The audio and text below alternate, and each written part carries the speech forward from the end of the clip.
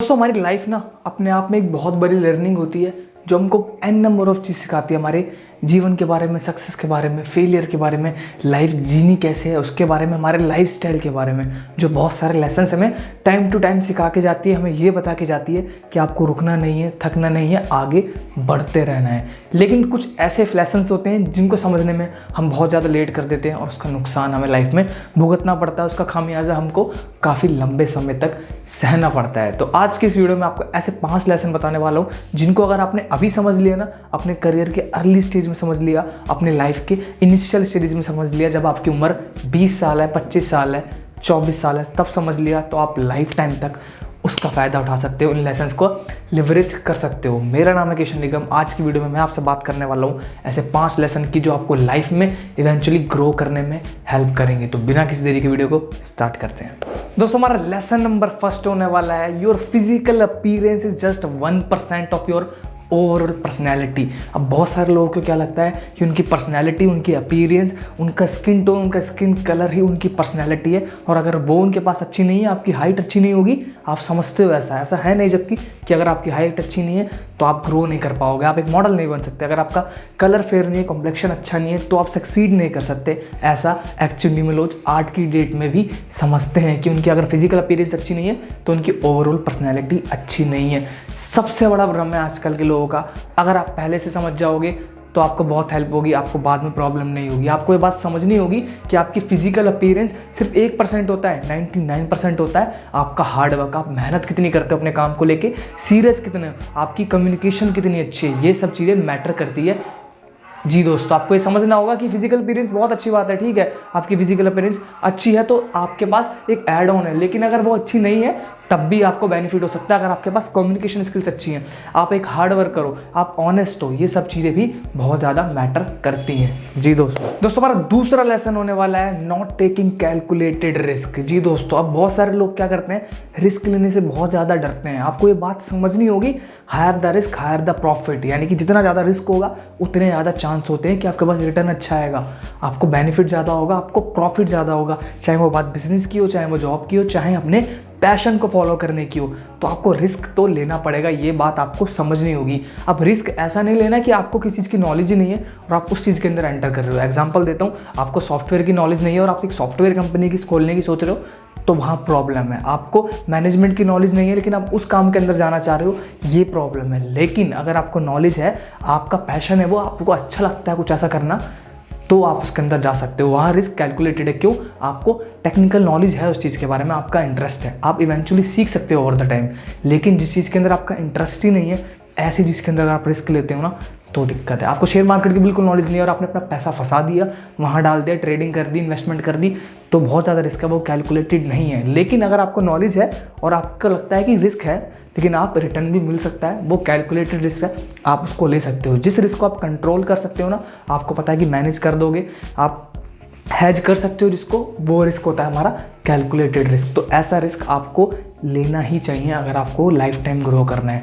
Higher the risk higher the return वाली बात apply होती है यहाँ भी। तो दूसरा हमारा लेसन यही है कि आपको कैलकुलेटेड रिस्क जरूर लेना है। लोग क्या करते हैं, बिल्कुल रिस्क नहीं लेते, वो डरते हैं, और जो डरते हैं वो फिर कुछ नहीं कर पाते हैं। तो दूसरा लेसन यही है, you have to take some calculated risk. जी दोस्तों लेसन नंबर 3 होने वाला है relying too much on others advice. जी दोस्तों, एडवाइस लेना बहुत इंपॉर्टेंट होता है। आप कोई भी काम करते हो, आप एडवाइस लेते हो अपने दोस्तों की, अपने फैमिली की, अपने रिलेटिव्स की, साथ काम करने वालों की। लेकिन जब आप अपने डिसीजन चेंज करने लगते हो ना दूसरों के एडवाइस लेके, वो बहुत गलत चीज़ है। आपको समझना होगा कि आपको आपके खुद के डिसीजन लेने होंगे। अगर आप खुद डिसीजन नहीं ले पा रहे हो, आप खुद बैक नहीं कर पा रहे हो किसी चीज़ को, तो कोई भी नहीं कर सकता आपके लिए। इस बात को समझिए। तो डिसीजन 90% खुद के लीजिए, सुनिए सबकी, करिए अपने मन की। ये बात सोच के चलोगे तो आपको बेनिफिट मिलेगा। आज नहीं तो कल आपको ये करना ही पड़ेगा। अगर आप दूसरों की एडवाइस पे सारे काम करोगे ना, अब मैं ये नहीं कह रहा कि आपको एडवाइस ही नहीं लेनी चाहिए, आप कोई काम करो, सबकी एडवाइस लो, पूछो, बहुत अच्छी बात है। लेकिन अगर आप दूसरों के एडवाइस पर रिलाई करोगे ना हमेशा, आप अपने डिसीजन नहीं ले पाओगे, और एट दी एंड अगर कुछ गलत होता है तो आपको रिग्रेट होगा कि मैंने दूसरे की बात सुन ली, वैसे गलत हो गया, या मैंने ये काम नहीं करा, उसने मना करा था मेरे को इसलिए नहीं करा। मैंने रिस्क लिया ही नहीं। तो लाइफ में हमेशा याद रखना है, एडवाइस लीजिए सबसे, लेकिन करनी अपनी मन की है, ये बात को सोच के चलिए, क्योंकि वहाँ आपको ज़्यादा खुशी मिलेगी। अगर आप फेल भी होगे, आपको लगेगा ये आपका डिसीजन था, कोई बात नहीं, मैं और ट्राई कर सकता हूँ और कुछ करूँगा। लेकिन अगर आप सिर्फ दूसरों के एडवाइस पे चलते रहोगे, दूसरों के डिसीजन लेते रहोगे ना, तो आप अपनी ओरिजिनलिटी खो दोगे, अपने डिसीजन कभी नहीं ले पाओगे। तो तीसरी एडवाइस, हमारा तीसरा लेसन ये होने वाला है, do not rely on others advice. जी दोस्तों, तो हमारी फोर्थ एडवाइस होने वाली है, वेस्टिंग योर टाइम। जी दोस्तों, बहुत सारे लोगों को अभी टाइम की वैल्यू नहीं समझ आ रही।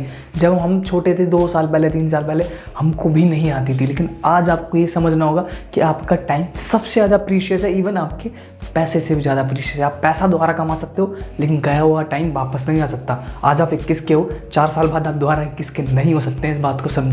तो टाइम को मैनेज करना आज से सीख लीजिए, बहुत अच्छी हैबिट है। अगर आपको टाइम डिवाइड करना आ गया ना, शेड्यूलिंग करनी आ गई टाइम की, तो आपको लाइफ टाइम तक बेनिफिट मिलने वाला है। ये एक ऐसा काम है जो आपको लाइफ के हर फेज पे, चाहे आप यंग हो, चाहे आप मिडिल एज में हो, चाहे आप ओल्ड एज में हो, आपको हमेशा हेल्प करने वाला है। अगर आप शेड्यूलिंग सीख गए टाइम की, तो आपको टाइम मैनेज करना आ जाएगा, और जहाँ आपको टाइम मैनेज करना आ जाएगा, आप अपनी एक्टिविटीज़ को अच्छे से स्केड्यूल कर पाओगे और आपको रिजल्ट ज़्यादा मिलेंगे, आपकी प्रोडक्टिविटी इन्हेंस हो जाएगी। तो आपका फोकस आज की डेट में, चाहे आपकी जो एज हो, इसी पे होना चाहिए कि आपको टाइम वेस्ट नहीं करना है। अब मैं ये नहीं कह रहा हूँ कि आपको नेटफ्लिक्स एंड चिल नहीं करना है, घूमना फिरना नहीं, दोस्तों के साथ सब कुछ कीजिए, लेकिन कैलकुलेटेड वे में कीजिए। टाइम इतना वेस्ट मत कीजिए कि आपको बाद में रिग्रेट हो कि मैंने बहुत सारा टाइम वेस्ट कर दिया। किताबों में टाइम स्पेंड कीजिए, दोस्तों के साथ कीजिए, रियल लाइफ एक्सपीरियंस कीजिए, ट्रैवल कीजिए, लेकिन सब कुछ कैलकुलेटेड वे में कीजिए, टाइम को वेस्ट मत कीजिए। जी दोस्तों, हमारा fifth and most important lesson होने वाला है, do not complain about everything.